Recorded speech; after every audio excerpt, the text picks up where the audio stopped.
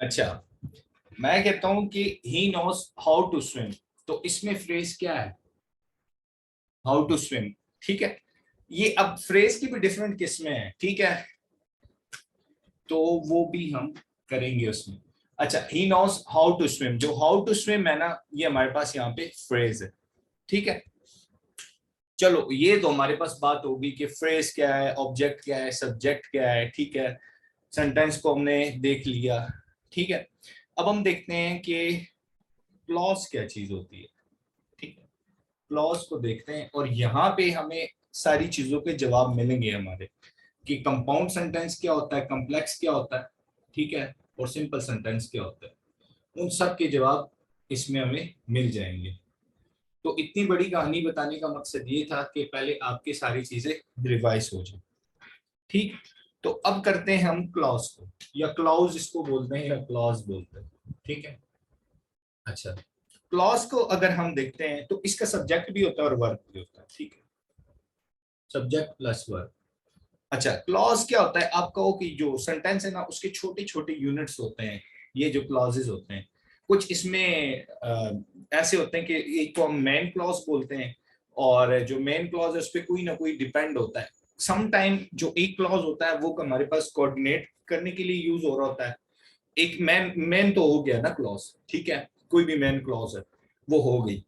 अब उसके जो आगे होने वाला है वो कोई रिलेशन बता रहा होगा, कोई कोऑर्डिनेशन कर रहा होगा, या फिर एक स्लेव क्लॉज होगी, या हम कह देते हैं कि जो सब ऑर्डिनेट क्लॉज है वो होगी। अब इसको समझते हैं हम।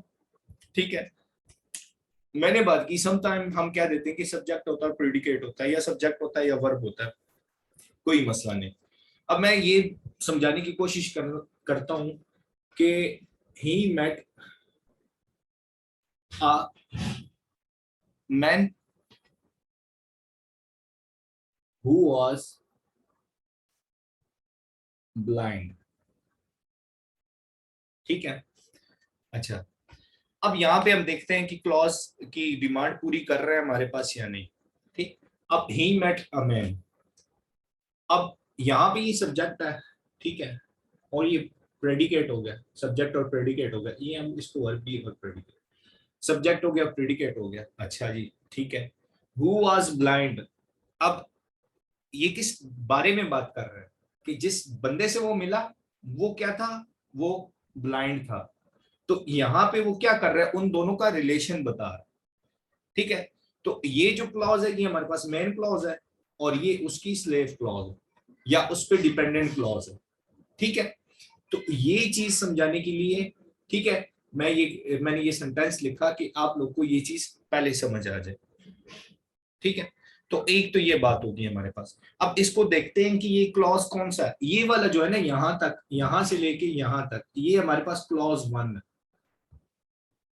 और ये क्लॉज टू है, और ये दोनों क्या बना रहे हैं जी? एक सेंटेंस बना रहे हैं। ठीक है, ये दोनों कंबाइन होके क्या बना रहे हैं? हमारे पास एक सेंटेंस बना रहे हैं। राइट, अच्छा, अब मैं एक और बात करता हूं, मतलब ये जो क्लॉज है ये हमारे पास प्रिंसिपल क्लॉज है। ठीक है, और ये जो क्लॉज है ये हमारे पास सबऑर्डिनेटिंग क्लॉज है। सही हो गया। अब मैं एक और बात करता हूं कि the pen that is on the table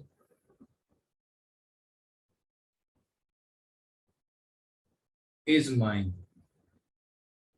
अच्छा जी, अब इसमें देखते हैं कि हमारे पास कौन सा है। अब इसमें भी दो क्लॉजेस यूज हुए हैं। ठीक है, अब इसमें एक जो मुझे नजर आ रहा है कि जनाब ये द पेन जो है ना, और ये इज माइन जो है, ये तो एक अलहदा से है। ठीक है, ये एक अलहदा से प्रिंसिपल क्लॉज हमारे पास बन रही है। तो द पेन इज माइन, ये हमारे पास प्रिंसिपल क्लॉज हो गई,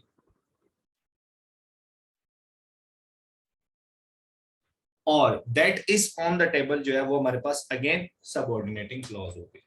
ठीक है, that is on the table जो है वो हमारे पास क्या हुई? सबऑर्डिनेटिंग क्लॉज हो गई।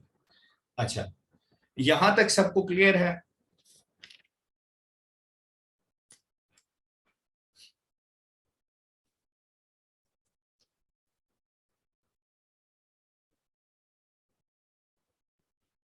ठीक हो गया। अच्छा, अब हम देखते हैं कि जो सेंटेंस होता है ना वो हमें कंप्लीट इंफॉर्मेशन दे रहा होता है। अब हम मोस्टली जो कंफ्यूज हो रहे होते हैं, हम सेंटेंस में और क्लॉज में कंफ्यूज हो रहे होते हैं कि भाई ये सेंटेंस है, ये क्लॉज है। तो सेंटेंस जो है ना उसको आप ये समझे कि वो बड़ा है, और उसके जो छोटे छोटे हिस्से हैं वो क्या है, वो क्लॉजेस है। ठीक है। तो अब कुछ क्लॉजेस होते हैं वो अपने आप में कंप्लीट होते हैं, ठीक है, और कुछ क्लॉजेस होते हैं जो अपने आप में कंप्लीट नहीं होते, जो अपने आप में कंप्लीट मीनिंग नहीं दे रहे होते। ठीक हो गया। अच्छा, अब इस तरह से हम कुछ करते हैं इसके क्लॉजेस के टाइप्स ऑफ क्लॉज हमारे पास क्या है। तो अगर टाइप्स ऑफ क्लॉजेस को देखें हम, तो हमारे पास कुछ इंडिपेंडेंट क्लॉजेस होते हैं और कुछ डिपेंडेंट क्लॉजेस होते हैं। ठीक है, अब उसको देखते हैं बारी बारी।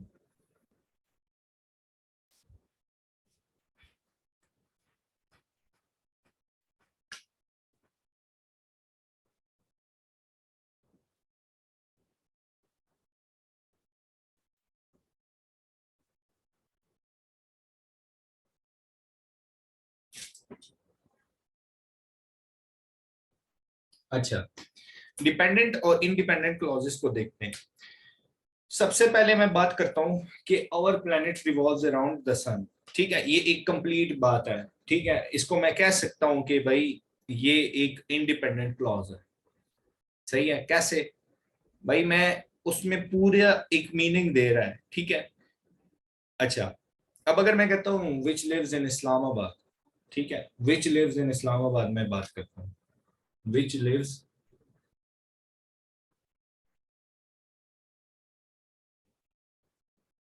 तो इसका मतलब ये है कि भाई ये तो इनकम्प्लीट है। इससे पहले इसकी कोई मेन क्लॉज होगी जो उसका रिलेशन बताएगा। ठीक है। तो अब बात हम करते हैं डिपेंडेंट क्लॉजेस की, कि डिपेंडेंट क्लॉजेस किस तरह के होते हैं। ठीक है, अब इसमें जो मेन क्लॉजेस होंगी वो हमारे पास कौन सी होंगी, जो मोस्टली हमें पता होता है कि यार ये किसी न किसी पे, किसी न किसी का रिलेशन शो करता है।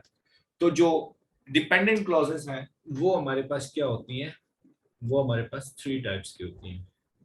लाइक जो सेंटेंसेस है, मेनली मैं बात कर रहा हूँ, ठीक है, मेनली मैं बात कर रहा हूँ, ये माइंड में रखें। कुछ होते हैं हमारे पास नाउन क्लॉजेस, कुछ हमारे पास होते हैं एडजेक्टिव क्लॉज, कुछ हमारे पास होते हैं जी एडवर्ब क्लॉज। अच्छा, अब बारी बारी इनकी बात करते हैं। अब कोई भी सेंटेंस है जिसमें से जो एक्टर है ना, या कोई भी सेंटेंस है जिसमें नाउन के बारे में इंफॉर्मेशन दी जा रही है, वो हमारे पास कौन सी, मतलब कोई क्लॉज है। ठीक है, मैं बात करता हूं कि कोई क्लॉज है और उसमें हम देख रहे होते हैं कि यार ये नाउन क्लॉज कैसे है। उसको देखने के लिए मैं बताता हूँ, भी एग्जांपल समझाता हूँ, लेकिन मैं सिर्फ ये बता रहा हूँ कि उसमें नाउन के बारे में इंफॉर्मेशन दी होती है। ठीक है, मैं एक सेंटेंस लिखता हूं कि I believe that I will pass exam. I believe that, I believe that I will pass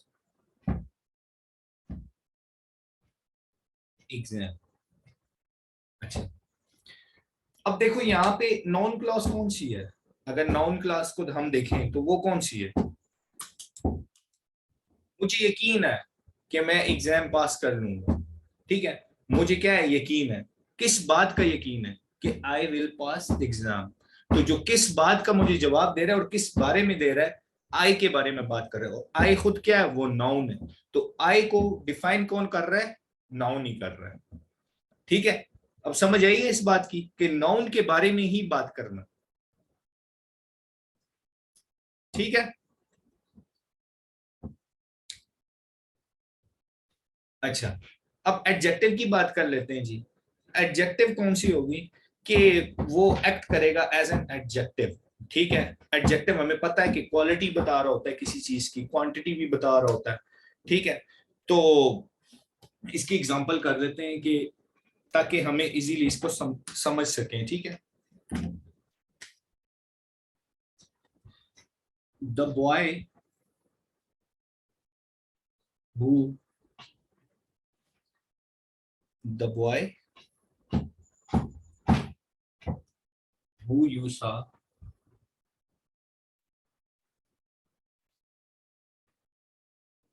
at the bus stop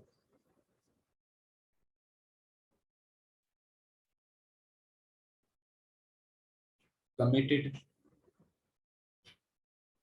a robbery. अब इसको समझते हैं। कहता है कि the boy who you saw at the bus stop committed a robbery. ठीक है, आप क्या बता रहे हैं, उस बॉय की क्वालिटी बता रहे हैं। ठीक है, तो जिस चीज में हम किसी बंदे की क्वालिटी बता रहे होते हैं और उसका पहले भी लिंक है, एक क्लॉज से लिंक है, तो ये जो हमारे पास क्लॉज बनती है ना, बस स्टॉप से आगे, at the bus stop committed a robbery. अब कमिटेड अ रॉबरी जो है ये हमारे पास क्या है, ये एक एडजेक्टिवियल क्लॉज है। ठीक है, ये हमारे पास क्या है, ये एडजेक्टिवियल क्लॉज है। अच्छा, इसकी मैं ट्रिक बताऊंगा बीच, इन शॉर्ट में बताने वाला हूँ इसका। अब ये एडजेक्टिवियल क्लॉज है, ये समझ आ गई या एक और एग्जांपल करवा दूं?